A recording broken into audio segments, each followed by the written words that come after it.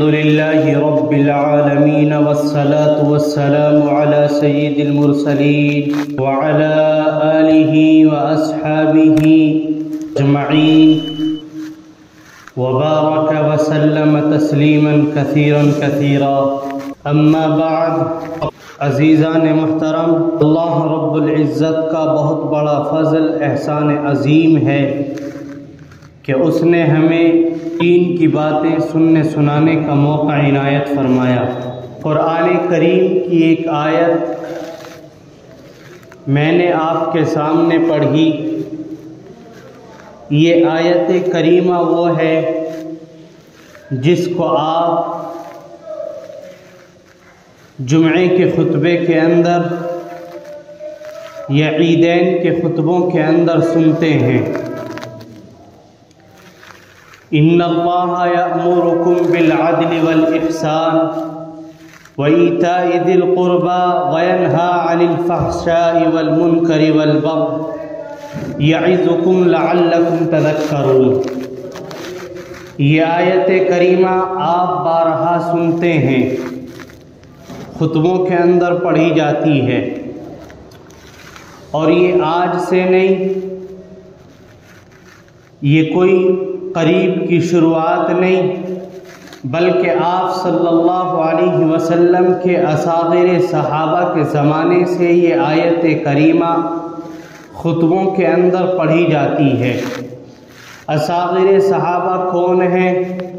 اصاغر صحابہ وہ کہلاتے ہیں جو آپ صلی اللہ علیہ وسلم کی نبوت کے زمانے میں کم عمر تھے یا کم سنی کی عمر کے اندر وہ تھے۔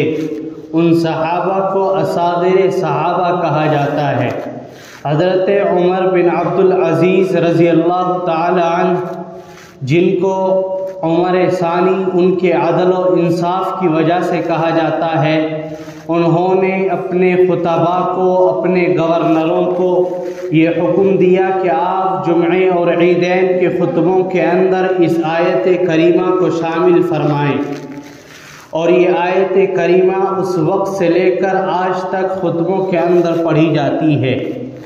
آخر اس آیت کریمہ کے اندر اللہ رب العزت نے کیا بات بیان فرمائی ہے اور اللہ کا کیا پیغام اس آیت کریمہ کے اندر موجود ہے۔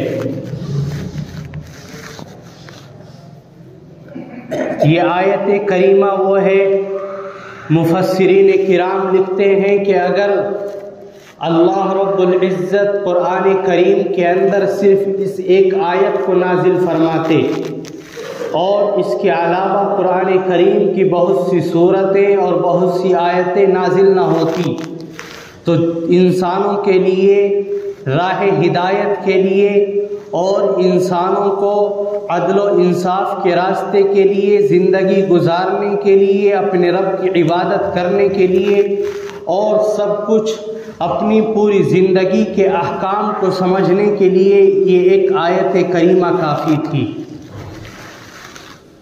حضرت اقسم بن سیفی ایک قبیلے کے بڑے سردار ہیں، وہ اس آیت کریمہ کو جب سنتے ہیں تو فوراً اسلام کے اندر داخل ہو جاتے ہیں۔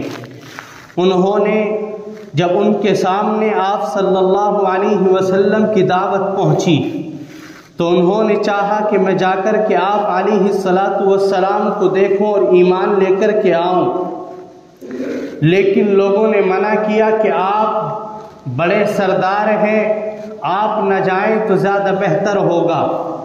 تو پھر انہوں نے حکم دیا کہ 2 لوگوں کو منتخب کیا جائے جو جا کر کے آپ صلی اللہ علیہ وسلم سے سوال و جواب کریں۔ لہذا 2 شخصوں کا انتخاب ہوتا ہے اور وہ آپ علیہ الصلاۃ والسلام کے سامنے حاضر ہوتے ہیں، اور وہ 2 آدمی آپ علیہ الصلاۃ والسلام کے سامنے اپنا سوال رکھتے ہیں، من انت وما انت، کہ آپ کون ہیں اور آپ کیا ہیں۔ آپ علیہ الصلاۃ والسلام نے اس کے جواب میں ارشاد فرمایا، من انت، آپ نے پوچھا کہ آپ کون ہیں؟ میں محمد بن عبداللہ ہوں۔ اور دوسرا سوال کہ آپ کیا ہیں؟ تو میں اللہ کا رسول محمد صلی اللہ علیہ وسلم اور اس کا بندہ ہوں۔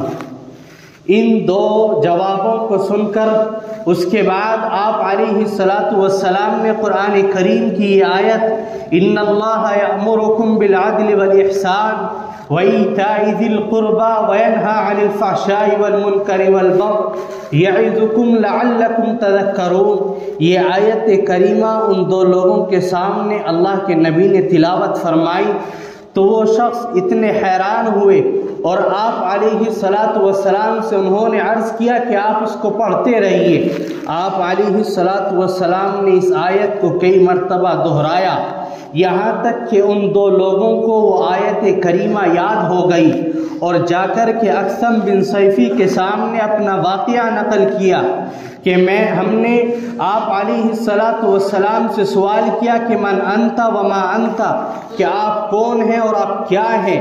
पहला सवाल ये था कि मन अंता, आप कौन हैं, यानी हम इसके ज़रिए आपके नसब को जानना चाहते थे कि आपका नसब, आपका ख़ानदान ऊंचा है कि नहीं है। लेकिन वो खुदा के नबी ने सिर्फ इतना कहा कि मैं मोहम्मद बिन अब्दुल्ला हूँ, अपने वालिद का नाम लिया और आगे नसब बयान नहीं किया, यानी अपने आप को बड़ा बयान नहीं किया। लेकिन जब हमने लोगों से मालूम किया तो पता चला कि वो एक आली नसब और एक बुलंद ख़ानदान से निस्बत रखते हैं। और दूसरा सवाल ये था कि आप क्या हैं, तो उन्होंने सिर्फ इस बात पर इक्तिफा किया कि मैं अल्लाह का रसूल और उसका बंदा हूँ। अगर चाहते तो और ज़्यादा तौसीफ़ और तारीफ़ बयान करते। और फिर हमें चलते वक्त उस अल्लाह के रसूल ने ये आयत करीमा पढ़ कर के सुनाई, इन्नल्लाह यअमुरुकुम बिल अदल वल इहसान व ईताइ ज़िल क़ुरबा व यनहा अनिल फ़हशाइ वल मुनकरि वल बग़य यइज़ुकुम लअल्लकुम तज़क्करून।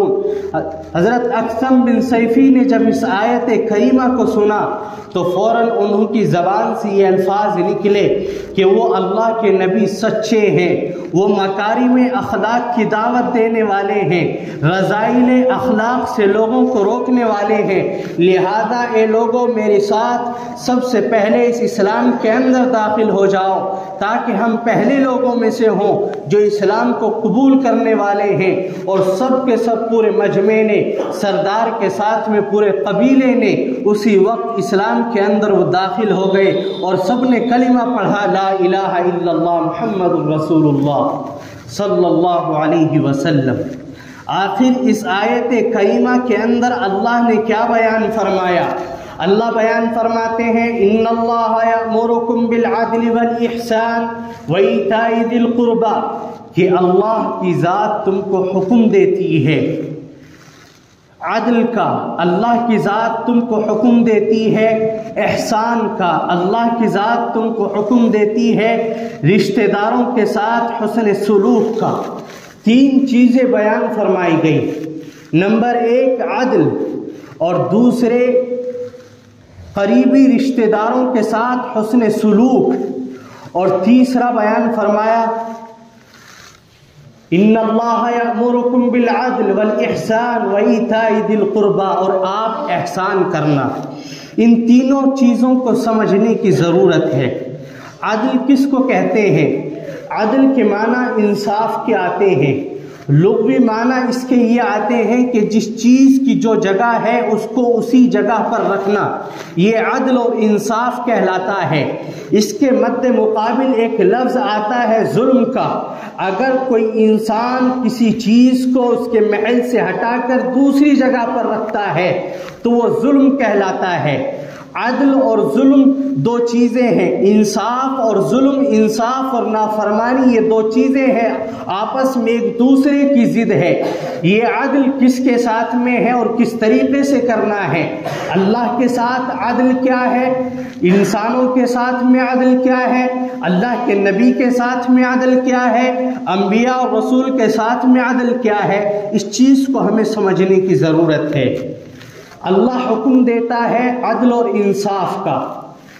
अदल इंसाफ जब ये लोगों के अंदर सरायत करता है और जब ये एक मुआशरे के अंदर दाखिल होता है तो मुआशरा परवान चढ़ता है, वो मुआशरा बुलंदी पाता है, उस मुआशरे के अंदर پامال نہیں ہوتی، اس معاشرے کے اندر عزتیں ابھر کر کے آتی ہیں، لیکن اسی کے بالمقابل اگر کسی معاشرے اور کسی قوم کے درمیان سے اس عدل اور انصاف کو ہٹا دیا جائے تو وہاں پر تباہی اور بربادی آتی ہے۔ بخاری شریف کی روایت ہے، اللہ کے نبی صلی اللہ علیہ وسلم ارشاد فرماتے ہیں کہ جس جگہ سے عدل اور انصاف کو ہٹا لیا جاتا ہے، یعنی وہاں پر برابر اور یکسوئی نہیں ہوتی، تو وہاں پر اللہ کی جانب سے تباہی اور بربادی آتی ہے۔ آج نظام کو اس طریقے سے درہم برہم کرنے کی کوشش کی جاتی ہے کہ کسی کے مرتبے کو بڑھا دیا جاتا ہے تو کسی کے درجے کو بالکل گھٹا دیا جاتا ہے، جبکہ اسلام تعلیم اس بات کی دیتا ہے کہ معاشرے کے اندر یکسوئی ہو اور برابری ہو، انصاف ہر ایک کے ساتھ میں برابر ہو۔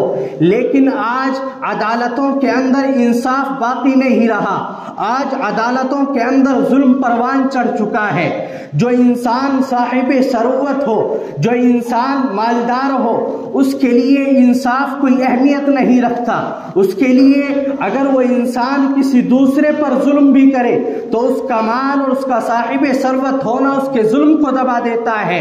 اور جب معاشرے کے اندر یہ بگاڑ اور خرابی پیدا ہوتی ہے کہ ظلم کو ظلم نہ سمجھا جائے اور عدل اور انصاف کو ختم کر دیا جائے، تو اس معاشرے کے اندر تباہی نازل ہوتی ہے، بربادی نازل ہوتی ہے۔ اللہ کے نبی یہاں تک فرماتے ہیں کہ چاہے کسی قوم یا کسی بھی مذہب سے تعلق رکھنے والا ہو یا وہ کسی بھی طرح کا فرد کیوں نہ ہو، برابر انصاف اس کے درمیان میں ہونا چاہیے۔ مسلمان اور ایک غیر مسلمان اگر دونوں کے درمیان میں جھگڑا ہوتا ہے تو دونوں کے ساتھ میں برابر کا انصاف ہونا چاہیے۔ یہ نہیں کہ ایک کے پاس حکومت ہے تو اس کو اختیار دے دیا جائے اور دوسرے کے پاس حکومت نہیں ہے، غربت اس کے سامنے ہے تو اس کو دبا لیا جائے۔ انصاف کا تقاضا یہ ہے کہ دونوں کے درمیان میں برابر فیصلہ کیا جائے۔ اللہ کے نبی کے سامنے ایک معاملہ پیش آتا ہے، ایک یہودی معاملہ لے کر کے آپ علیہ السلام کے سامنے آتے ہیں۔ دو یہودی نوجوان، ایک لڑکی اور ایک لڑکا آپس میں اختلاط کرتے ہیں، زنا کاری کے مرتکب ہوتے ہیں۔ اللہ کے نبی کے سامنے معاملہ آتا ہے کہ ان کے درمیان میں انصاف قائم کیا جائے۔ اللہ کے نبی یہ چاہتے تھے کہ انصاف برابر ہو، چاہے وہ کسی بھی مذہب سے تعلق رکھنے والا ہو۔ اللہ کے نبی نے یہودیوں سے معلوم کیا کہ بتاؤ تمہارے یہاں تم ایک مذہب پر عمل کرنے والے ہو، تورات کو تم مانتے ہو، بتاؤ اس کے اندر اس کی سزا کیا ہے؟ ان لوگوں نے کہا کہ اللہ کے نبی اس کی سزا یہ ہے کہ ان دونوں کے منہ کالے کر کے گدھے پر بٹھا کر کے پورے شہر کے اندر گھما دیا جائے۔ دوسری طرف عبداللہ بن سلام جو اسلام کے اندر داخل ہو چکے تھے، انہوں نے کہا کہ اللہ کے نبی یہ لوگ جھوٹ بول رہے ہیں، تورات کے اندر یہ سزا نہیں ہے، اس کے اندر سزا رجم کی ہے، یعنی سنسار کرنے کی ہے کہ اگر کوئی زنا کا مرتکب ہوتا ہے تو ان دونوں کو سنسار کر دیا جائے۔ ان لوگوں نے کہا کہ نہیں، سزا یہ ہے کہ کالا منہ کر کے اس کو گدھے پر بٹھا دیا جائے۔ اللہ کے نبی صلی اللہ علیہ وسلم نے عرض کیا کہ جاؤ تورات لے کر کے آؤ۔ جب تورات لے کر کے آئی گئی اور اس یہودی عالم نے پڑھ کر کے سنایا تو جہاں پر پہنچا کہ رجم کی سزا اللہ نے وہاں پر منتخب کی تھی، اس نے اس آیت کو چھپانا شروع کر دیا۔ عبداللہ بن سلام بول اٹھے کہ اللہ کے بندے، اللہ سے ڈر اور اس آیت کریمہ کو پوری پڑھ۔ اللہ کا جو حکم ہے رجم کرنا، سنسار کرنا، کہ اگر کوئی زنا کا مرتکب ہوتا ہے تو اس کو سنسار کر دیا جائے، چاہے وہ لڑکا ہو لڑکی، دونوں کو سنسار کر دیا جائے، یہ زنا کی سزا ہے۔ تو اس یہودی عالم نے وہ آیت کریمہ پڑھ کر کے سنائی۔ اس کے بعد عبداللہ بن سلام کہتے ہیں کہ اللہ نے یہ آیت کریمہ نازل فرمائی اور یہ سزا منتخب ہوئی، لیکن آنے والے بعد کے لوگوں نے साहिब सरवत लोगों को देखकर, मालदार लोगों को देखकर इस के अंदर तहरीफ करना शुरू कर दी और इसको छिपाना शुरू कर दिया। जहां पर देखते कि कोई मालदार आदमी है तो इस हुक्म को छुपा देते और हल्की सजा देते, और अगर देखते कि कोई गरीब आदमी है तो उसको साथ इंसाफ करते, उसको संसार कर देते। अल्लाह के नबी सल्लल्लाहु अलैहि वसल्लम ने फरमाया कि अगर किसी मुआशरे के दरमियान जुल्म और इंसाफ को इस तरीके से ले लिया जाए तो वहां पर तबाही आती है, वहां पर बर्बादी आती है, वहां पर मुआशरा परवान नहीं चढ़ता। आज आप नजर दौड़ा करके देखिए तबाही और बर्बादी की वजह क्या है।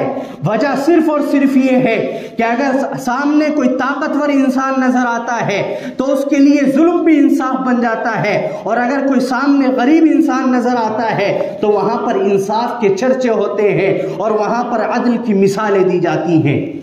इसलिए फरमाया कि मुआशरे के अंदर अदल को पकड़ो। इस्लाम का निज़ाम अदल अगर आप इख्तियार करेंगे तो मुआशरा परवान चढ़ेगा, और अगर अदल लोगों के दरमियान से निकाल लिया जाएगा तो मुआशरा परवान चढ़ने के बजाय तबाही और बर्बादी के दहाने पर होगा।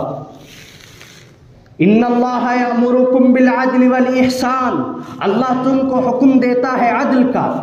एक अदल ये है कि अल्लाह के साथ में अदल किया जाए, यानी अल्लाह के साथ कोई इंसान जुल्म न करे। अब कोई सोच सकता है कि अल्लाह के साथ जुल्म किस तरीके से कोई कर सकता है। जुल्म कोई भी अल्लाह के साथ कर सकता है और बहुत से लोग कर रहे हैं। हजरत लुकमान अलैहिस्सलाम ने कुरान करीम के अंदर अपने बेटे की एक नसीहत को अल्लाह ने बयान किया, या बुनैया ला तुश्रिक बिल्लाह इन्न शिर्क लजुल्मुन अजीम। ए मेरे बेटे, अल्लाह के साथ तुम जुल्म न करना, अल्लाह के साथ तुम शिर्क न करना। अगर कोई तू इस बात का मुर्तकिब होता है तो ये अल्लाह के साथ जुल्म अजीम है। मालूम ये हुआ कि अगर कोई इंसान अल्लाह की इबादत के बजाय किसी दूसरे की इबादत करता है, अल्लाह के सामने सजदा करने के बजाय किसी दूसरे के सामने सजदा कर रहा है, तो वो अल्लाह के साथ जुल्म और नाइंसाफी करने वाला है। इबादत का लायक अगर कोई जात है तो वो सिर्फ अल्लाह की जात है। ये अल्लाह के साथ अदल और इंसाफ है कि इबादत सिर्फ और सिर्फ अल्लाह की जाए, अपनी पेशानी को सिर्फ और सिर्फ अपने रब के सामने टेका जाए। लिहाजा जितने भी इंसान मज़ारों के ऊपर जाकर चादरें चढ़ाते हैं, मज़ारों के ऊपर जाकर के अपनी पेशानियों को टेकते हैं, गैरुल्लाह से अपनी मुरादों को मांगते हैं, वो इंसान खुल्लम खुल्ला अल्लाह के साथ जुल्म करने वाले हैं। और जो लोग अल्लाह के साथ जुल्म करने वाले हैं, ना उनके लिए यहाँ पर कामयाबी है ना आखिरत में कामयाबी है। अल्लाह खुद फरमाता है, गुनाह किया, नमाज छोड़ी, मैं चाहे माफ कर दूं, लेकिन अगर उसने शिर्क किया है, अल्लाह के साथ जुल्म किया है, तो अल्लाह फरमाते हैं शिर्क जुल्म अजीम है, मैं उसको किसी भी दर्जे माफ करने वाला नहीं हूं। दूसरे नंबर पर फरमाया अंबिया के साथ जुल्म। अंबिया के साथ जुल्म क्या है? कुरान करीम ने बयान फरमाया, तिलकर रुसुलु फज़्ज़लना बाज़हुम अला बाज़, कि हमने रसूलों को, अंबिया को बाज़ के ऊपर फजीलत दी है। अगर कोई इंसान उनके मर्तबे को उछालता है या किसी की तौहीन करता है तो वो उन अंबिया के साथ में जुल्म करने वाला है। जो मकाम अल्लाह रब्बुल इज़्ज़त ने उनका रखा है, उनको इसी तरीके से माना जाए। यानी हर एक नबी बरहक है, सच्चा नबी है और अपनी जगह पर सही और सालिम है। हर एक नबी का मकाम अल्लाह के यहाँ अलग है। और तीसरी चीज, ये अदल किसके साथ में है? अपनी ज़ात के साथ में भी इंसान अदल और इंसाफ से काम ले, यानी अपनी ज़ात पर किसी तरह का जुल्म न करे। आप कहेंगे अपनी ज़ात पर किस तरह का जुल्म होगा? हजरत सलमान फारसी रजी अल्लाह ताला अन्हु एक सहाबी के यहाँ मेहमान बनते हैं। वो मेज़बान रात को कुछ देर गुजार कर पूरी रात इबादत कर रहे हैं, नमाजों के अंदर मशगूल है। हजरत सलमान फारसी रजी अल्लाह ताला अन्हु ने कहा कि अल्लाह के बंदे, अल्लाह से डर, हर एक चीज का तेरे ऊपर हक है। تیرے گھر والوں کا بھی تیرے اوپر حق ہے، بیوی بچوں کا بھی تیرے اوپر حق ہے، تیرے اوپر تیرے جسم کا بھی حق ہے، تیری آنکھوں کا بھی حق ہے۔ آنکھوں کا حق یہ ہے کہ ان کو نیند دی جائے، بدن کا حق یہ ہے کہ اس کو آرام دیا جائے، بیوی بچوں کا حق یہ ہے کہ ان کے ساتھ میں ان کے حق کو پورا کیا جائے، یعنی کسی بھی طریقے سے ظلم اور ناانصافی ہرگز نہ ہو، تب تو آپ اس آیت کریمہ کے اوپر عمل کرنے والے ہیں۔ دوسرے فرمایا والاحسان، کہ آپ احسان کریں، یعنی ایک تو یہ ہے کہ آدمی انصاف سے کام لے، جس کا جو حق بیٹھا آپ نے ادا کر دیا، اس انصاف سے آگے بڑھ کر کے، اس حق سے آگے بڑھ کر کے اگر کوئی زیادتی کر رہا ہے تو یہ احسان کہلاتا ہے۔ اور احسان کی اسلام کے اندر تعلیم دی گئی ہے کہ آپ ایک دوسرے کے ساتھ احسان اور حسن سلوک کریں اور اس کو انجام دیں۔ وَإِيتَاءِ ذِي الْقُرْبَى، اسی عدل کو بیان کرنے کے لیے تیسری چیز بیان کی گئی کہ اپنے قریبی رشتہ داروں کے ساتھ حسن سلوک کیا جائے، یعنی یہ نہیں کہ آپ کا رشتہ دار، آپ کا پڑوسی غریب ہے یا کسی اعتبار سے کمزور ہے تو آپ اس کے ساتھ میں انصاف کا معاملہ نہ کریں، بلکہ آپ اس کے ساتھ حسن سلوک سے کام لیں، آپ اس کے ساتھ احسان کا معاملہ کریں، آپ اس کے ساتھ عدل و انصاف کا معاملہ کریں۔ اگر اس چیز کو کرتے ہیں تو اللہ کے نبی صلی اللہ علیہ وسلم کی بشارت کے مطابق اور اللہ رب العزت کے وعدے کے مطابق اگر ہم اس دنیا کے اندر عدل اور انصاف سے کام لیتے ہیں تو اللہ رب العزت ہمارے لیے آخرت میں ایک محل تیار کرتے ہیں اور ہمیں اس انصاف کے بدلے وہاں پر ایک اعلیٰ اور بلند مقام حاصل ہوتا ہے۔ اس لیے ابھی اس کے کئی پہلو ہیں جو آپ کے سامنے بیان کرنے تھے، لیکن وقت اس کی اجازت نہیں دے رہا۔ بس صرف یہی میں کہنا چاہتا ہوں کہ آپ اپنے گھریلو زندگی کو نچوڑیں اور آپ اپنی گھریلو زندگی کو دیکھیں، اپنی ذات سے لے کر کے چلیں، ہر ایک کے ساتھ آپ کا معاملہ درست ہو۔ اگر یہ ہوگا تو اللہ رب العزت ہم سب کو ضرور کامیابی عنایت فرمائیں گے۔ وآخر دعوانا الحمد للہ رب العالمین۔